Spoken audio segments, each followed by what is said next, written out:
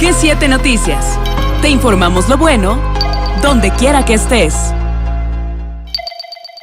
Oigan, en el episodio número 9 del podcast de G7 Noticias, tenemos como invitada a nuestra economista de cabecera, que ya nos dijo del peso fortachón y que, por cierto, oigan, ha seguido rompiendo la barrera de los 17 pesos, pero la invitamos porque, si usted recuerda, la semana pasada en la entrevista con Marcelo Ebrard, pues él decía que sí estaba muy bonito que el peso le fuera ganando posición al dólar, pero que realmente, y le damos la razón, creo que lo que todos los mexicanos queremos es que se traduzca en mejores oportunidades salariales, que cada quincena nuestra cuenta de banco pues se vea mejor remunerada, y creo que eso es lo que todos queremos, pero pues tampoco es así de, ay, ya vamos a imprimir más billetes, porque de ese tema también en algún momento lo vamos a platicar con Heréndida, pero vamos a platicar de los salarios. Querida Heréndida Mendoza, nuestra economista de cabecera, ¿cómo estás? Muy bien, muchas gracias. Un gusto saludarnos nuevamente y en efecto vamos a platicar de la importancia de los salarios y cómo es que los salarios nada más no van al bolsillo, sino pueden repercutir en diferentes temas como pobreza, empleo, desigualdad, en bastantes indicadores. Justamente es por ello la importancia de que nosotros fijemos un salario adecuado. Oye, ¿y cómo se fija un salario? Bueno, Empezando por ahí. perfecto, vamos a platicar un poco al respecto y bueno, todos sabemos qué son los salarios porque día a día nos tenemos que levantar o madrugar muy temprano para ir al trabajo, justamente para recibir un pago por nuestro trabajo. Ahora bien, a nivel internacional, los salarios se pueden fijar de múltiples formas. A final de cuentas, es esa remuneración que nosotros recibimos, pero en el caso de México, son fijados a través de la Comisión Nacional del Salario Mínimo, CONASAMI, que año con año van actualizando el salario mínimo y obviamente va muy ligado con el tema de la inflación. ¿Qué quiere decir? Buscamos que el salario tenga un incremento un poco por arriba de la inflación con la finalidad de que todavía nos alcance para poder seguir comprando productos. ¿Qué quiere decir con todo esto? Bueno, los salarios son ese pago que nos van a permitir satisfacer esas necesidades básicas. Pero ahora bien, vamos a analizar los pros y los contras, porque efectivamente todos quisiéramos recibir un salario del doble, el triple o 10 veces más de lo que percibimos. Supongamos que el salario mínimo actualmente ronda cerca de los 6,000 pesos. ¿Qué pasaría si de pronto yo digo, vamos a elevar el salario a 60,000 pesos? O sea, le aumenté un cerito de más y nada menos. No es poca cosa, realmente estaríamos recibiendo muchísimo más dinero, pero estaríamos generando un problema enorme en la economía. ¿Por qué razón? Bueno, en la economía todo funciona como una balanza de esas antiguas que una baja y la otra sube. Entonces, ¿qué pasa si nosotros aumentamos el salario, ya sea mucho o poco o de una forma intermedia? Vamos a generar que todos tengamos dinero. Si todos tenemos dinero, vamos a generar a su vez un consumo mayor. Hasta aquí nada suena mal, porque si compramos más, obviamente beneficiamos a las empresas, porque ellos van a vender más, se va a producir más. Esa sería la forma ideal, la utopía, la parte perfecta y el cuento de hadas. Pero a final de cuentas, eso no es posible, porque si bien la economía estudia algo que llamamos recursos escasos, es decir, aunque haya muchísimos productos de algo, no son infinitos. A final de cuentas, todo tiene una cantidad que está colocada en el mercado. ¿Qué pasa si todos tenemos dinero? Vamos a poder comprar más productos. Y si compramos más productos, vamos a generar un efecto de un alza en los precios. ¿Qué quiere decir eso? Inflación. Y obviamente ya hemos hablado de temas de inflación y la inflación es el alza generalizada y constante de los precios. Entonces va a llegar un punto en el que nuevamente como una balanza nos vamos a volver a equilibrar. Los precios van a subir tanto, pero el salario apenas iba a ser lo suficiente para cubrir lo que cuestan ahora los productos, justamente por la inflación. Por lo tanto, el que nosotros percibamos un salario más alto no siempre es bueno, porque hay que poner sobre la mesa la próxima ida al súper. ¿Qué prefiero? ¿Que me siga alcanzando lo que gano o percibir más ingresos, pero ir al súper y que ya no me alcance? Justamente ese es el tema importante de los salarios. Pero bueno, esa es la parte, llamémosle un poco como en contra. Hablemos del pro. ¿En qué punto sí se pueden subir los salarios y nosotros salimos beneficiados? Bueno, existen muchos fenómenos para incrementarlos y que no precisamente se dé una inflación en torno negativa, porque recordemos, la inflación es mala. La inflación incluso nos está reflejando que tenemos más producción. Si hay más producción, hay más empleo, la gente tiene dinero. Pero ok, bajo ese enfoque nosotros debemos de considerar que se puede elevar el salario. ¿Cómo? Obviamente derivado de la producción. Recordemos que a nivel país tenemos indicadores como el PIB, que es el Producto Interno Bruto, que nos muestran justamente, en resumidas cuentas, cuánto dinero tengo y cuánta producción hay. Si nosotros como país podemos producir más, generar más empleos, ahí sí podemos elevar los salarios. Entonces, ¿cuál es la fórmula o la receta ideal para elevar los salarios? Por consiguiente, es que nosotros seamos capaces de producir más como país. Y ahí tenemos una tarea muy, muy importante. Si bien México tiene recursos limitados, al igual que todo el mundo, podemos hacernos visibles ante el mundo. Si bien estamos posicionados en el ombligo del mundo, por así decirlo, en la parte centro, que tenemos conectividad hacia todas partes del mundo, hay que aprovecharlo. ¿Cómo? A través de la atracción de capital, es decir, algo que también llamamos inversión extranjera directa. ¿Qué es lo que pasa si nosotros atraemos capital extranjero? Bueno, llega el dinero, llamémosle dólares, euros, yenes, llegan a nuestro país, invierten, hacen las empresitas.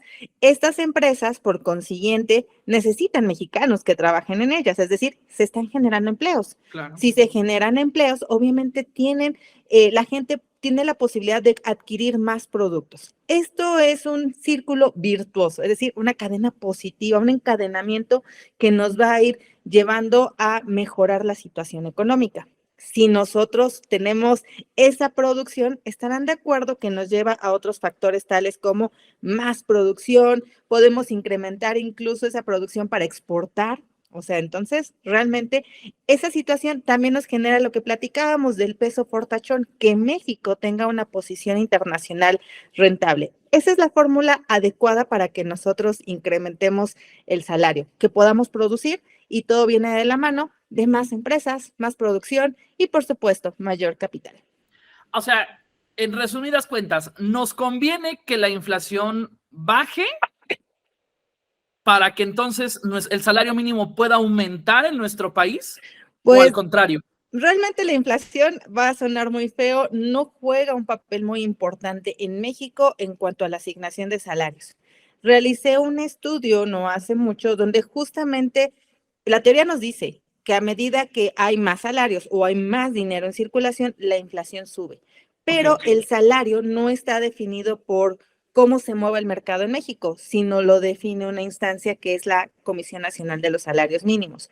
Ahora bien, no es malo que tengamos una inflación alta. Recordemos que en Estados Unidos tienen inflación cerca del 18, del 20%, y aún así su economía está bien.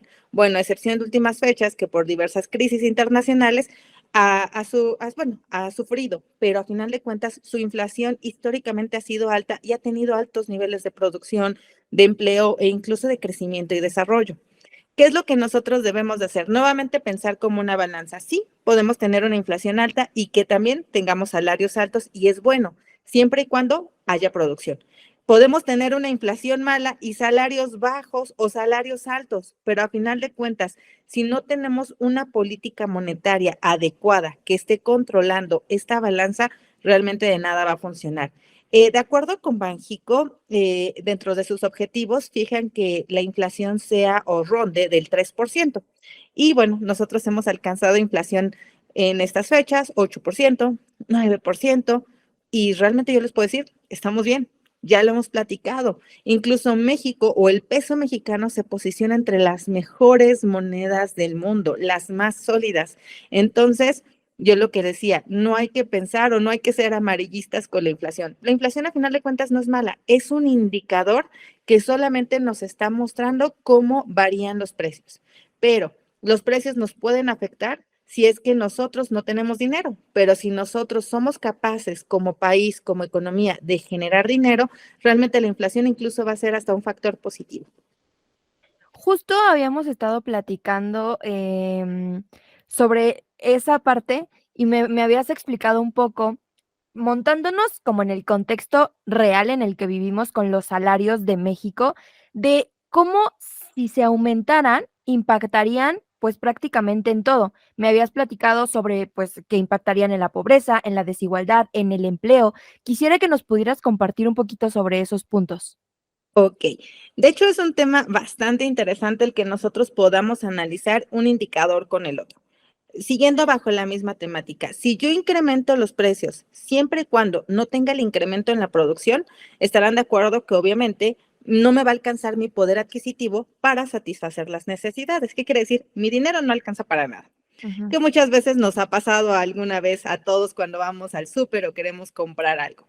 Si no me alcanza para algo, puedo caer ahora en un círculo vicioso. Este círculo vicioso me va a llevar a caer, por ejemplo, en temas como pobreza, porque ya no me va a alcanzar el que yo no pueda cubrir esas capacidades alimenticias, incluso de capacidades, pensemos en la escuela o capacidades de vivienda, me llevan a un tema de pobreza. Ok, si yo llego a ese punto donde no puedo seguir comprando, estarán de acuerdo que yo ya no le voy a comprar a las empresas y las empresas subsisten gracias a los consumidores. Si los consumidores ya no le compran, las empresas tienen que disminuir su producción. Ok, si disminuyen la producción, pues caemos en un tema que es el desempleo. Ya no van a tener a tantas personas contratadas al interior de la empresa. Si hay desempleo, pues cada vez hay menos dinero y cada vez hay más pobreza.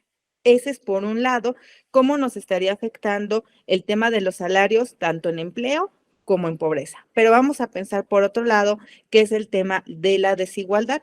Y aquí nosotros podemos caer bajo el mismo enfoque de la producción o bajo otro enfoque que pudiera estar basado justamente en cuántos salarios mínimos percibe cada persona. Porque si bien se considera en México que que una persona entre en marginación, que no es lo mismo que pobreza, pero realmente van de la mano, se necesitan o perciben menos de 2 salarios mínimos. O sea, realmente es muy poco, porque menos de 2 salarios mínimos, de acuerdo con los indicadores, nos dicen no te alcanza para cubrir esas necesidades.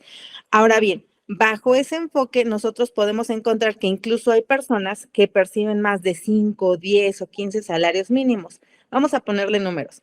¿Qué pasaría si nosotros percibimos, por ejemplo, el salario mínimo que ronda cerca de los 6,000 pesos? Y no sé, vamos a pensar que en el municipio aledaño, en el estado vecino, perciben como un salario, no mínimo, porque el mínimo se aplica a nivel país, pero perciben un salario aproximado de 30,000 pesos.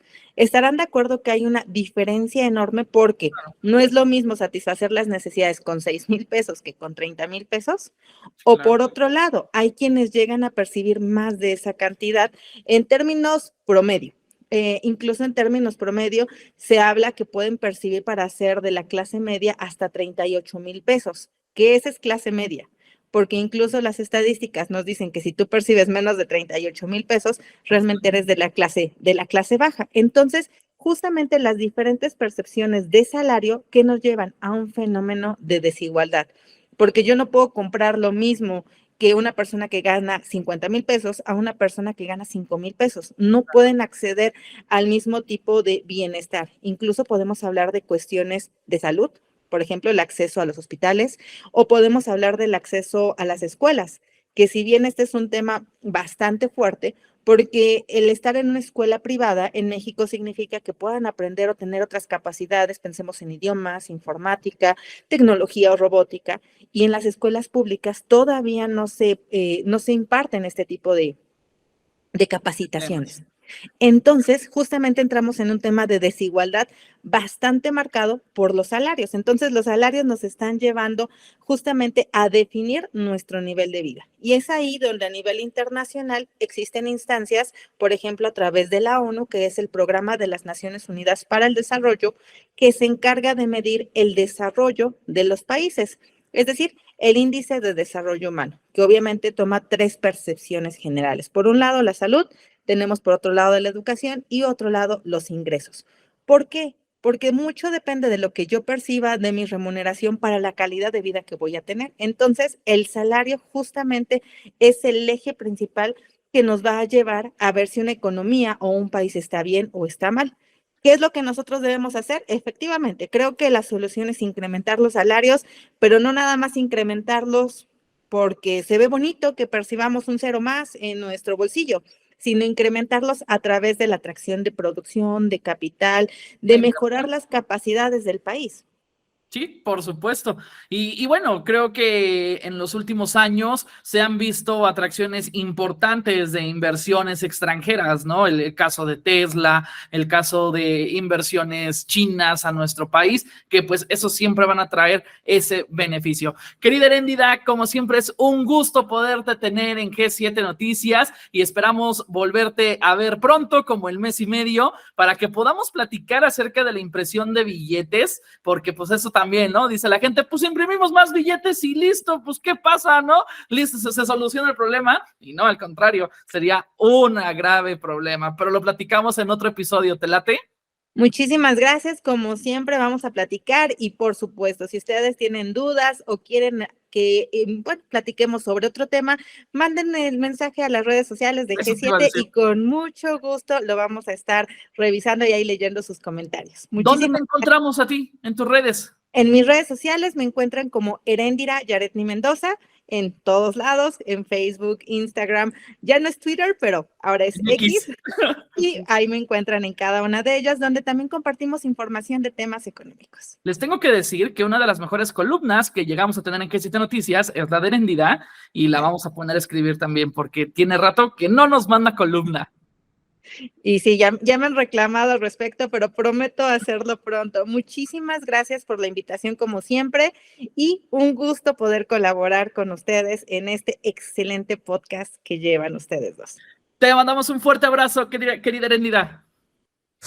www.g7noticias.mx. Te informamos lo bueno donde quiera que estés.